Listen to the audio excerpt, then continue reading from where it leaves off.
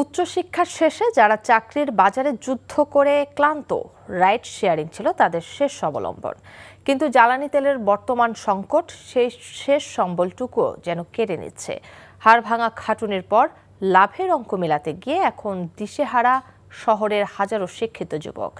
জ্বালানি মন্ত্রণালয় বলছে, কিছু অসাধু ব্যক্তির কারসাজি আর আতঙ্কিত হয়ে প্রয়োজনের অতিরিক্ত তেল কেনার হিড়িকে তৈরি হয়েছে এই ভোগান্তি। বিস্তারিত নাহিদ প্রিন্সের রিপোর্টে।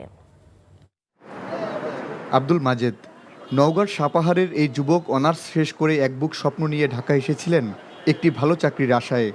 কিন্তু সেই স্বপ্ন যখন ধরা দেয়নি তখন পরিবারের হাল ধরতে বেছে নেন রাইড শেয়ারিং। তবে গত এক মাস ধরে তেলের দীর্ঘ লাইন মাজেদের সেই শেষ সম্বলটুকুও কেড়ে নিচ্ছে। বর্তমান জীবিকা নির্বাহ করা অনেক দায় হয়ে গেছে ভাই। আজকে সকাল 6টায় সিরিয়াল দিয়েছি, এখন বাজে 10:30। এই যে তেল নিচ্ছি, 600 টাকা তেল দিচ্ছে, আজকে রাত পর্যন্ত তেল যাবে। আবার কালকে সকাল থেকে আমাকে সিরিয়াল দিতে হবে তেলের জন্য। মাজেদের মতো হাজারো শিক্ষিত বেকার যুবক রাজধানীতে রাইড শেয়ার করেন। যে সময়টা আয় করার কথা, সেই সময়টা নষ্ট হচ্ছে পাম্পের মিটারের দিকে তাকিয়ে থেকে।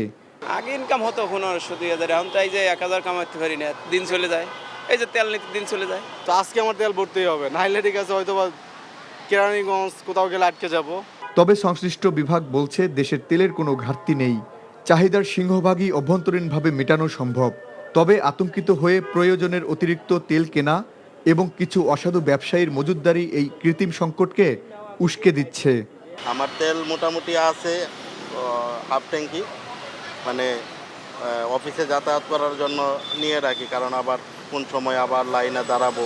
বাইকাররা যারা আছে তারা অতিরিক্ত পরিমাণ তেল রিজার্ভ করতেছেন, হয় তাদের ট্যাঙ্কিতে অথবা বাসাবাড়িতে। এছাড়া যে গাড়িগুলো আছে, সে গাড়িগুলো হয়তো তার 10 লিটার তেল দরকার, কিন্তু তিনি 40 লিটার তেল থাকা সত্ত্বেও আবার হচ্ছে আমাদের পেট্রোল পাম্পগুলোতে লাইন দিচ্ছেন আরও 10 লিটার বা 20 লিটার তেল অতিরিক্ত নেওয়ার জন্য। আমাদের যারা ভুক্ত আছে তারা যদি সচেতন হয় তাহলে কিন্তু এটি কোনো সমস্যা তৈরি করবে না। জ্বালানি সরবরাহ ব্যবস্থা স্বাভাবিক রাখতে মাঠ পর্যায়ে কঠোর অবস্থানে রয়েছে প্রশাসন। Nahid Prince, NTV news, Dhaka.